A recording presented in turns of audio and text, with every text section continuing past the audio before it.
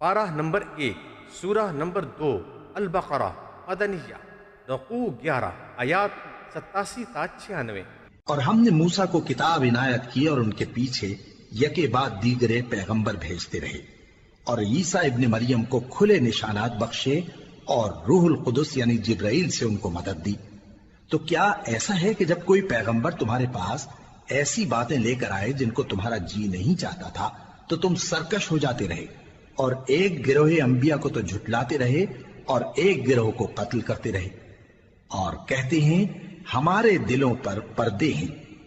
نہیں، بلکہ اللہ نے ان کے کفر کے سبب ان پر لعنت کر رکھی ہے، بس یہ تھوڑے ہی پر ایمان لاتے ہیں۔ اور جب اللہ کے ہاں سے ان کے پاس کتاب آئی جو ان کی آسمانی کتاب کی بھی تصدیق کرتی ہے، اور وہ پہلے ہمیشہ کافروں پر فتح مانگا کرتے تھے، پھر جس چیز کو وہ خوب پہچانتے تھے جب ان کے پاس آ پہنچی تو اس سے منکر ہو گئے، بس کافروں پر اللہ کی لعنت۔ جس چیز کے بدلے انہوں نے اپنے تئیں بیچ ڈالا وہ بہت بری ہے،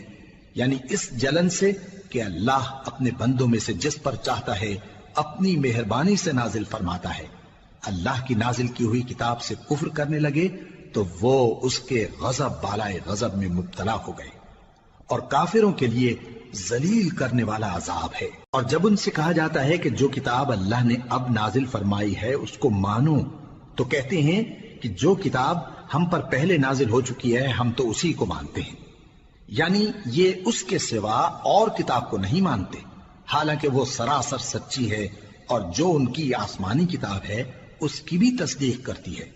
ان سے کہہ دو کہ اگر تم صاحب ایمان ہوتے تو اللہ کے پیغمبروں کو پہلے ہی کیوں قتل کیا کرتے تھے؟ اور موسیٰ تمہارے پاس کھلے ہوئے معجزات لے کر آئے، پھر تم ان کے کوہ طور پر جانے کے بعد بچڑے کو معبود بنا بیٹھے، اور تم اپنے ہی حق میں ظلم کرتے تھے۔ اور جب ہم نے تم لوگوں سے پختہ عہد لیا اور کوہ طور کو تم پر اٹھا کھڑا کیا اور حکم دیا کہ جو کتاب ہم نے تم کو دی ہے اس کو زور سے پکڑو اور جو تمہیں حکم ہوتا ہے اس کو سنو، تو وہ جو تمہارے بڑے تھے کہنے لگے کہ ہم نے سن تو لیا لیکن مانتے نہیں،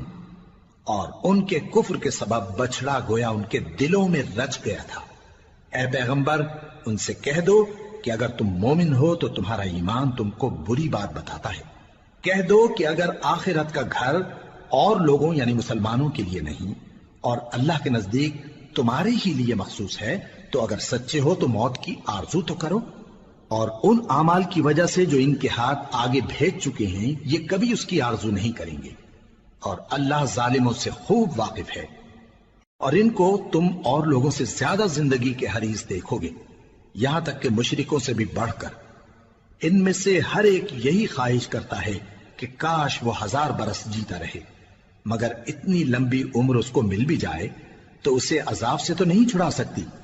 اور جو کام یہ کرتے ہیں اللہ ان کو دیکھ رہا ہے۔